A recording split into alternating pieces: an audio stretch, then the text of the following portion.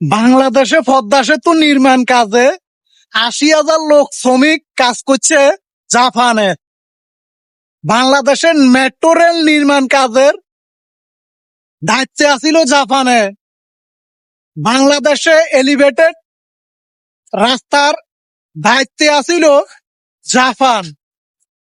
তো সব মানবিক দিক চিন্তা ভাবনা করে দেখলাম আজকে ব্রাজিল আর জাপানের মধ্যকার খেলা, তো মানবিক দিক দিশানা চিন্তা ভাবনা করে আমরা আজকে এশিয়ার মহাশক্তিশালী দেশ জাপানকে সাপোর্ট করব।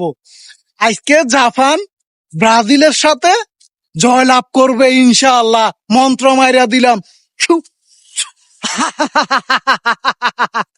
মন্ত্র আজকে কাজ হয়ে যাইব জাপানে।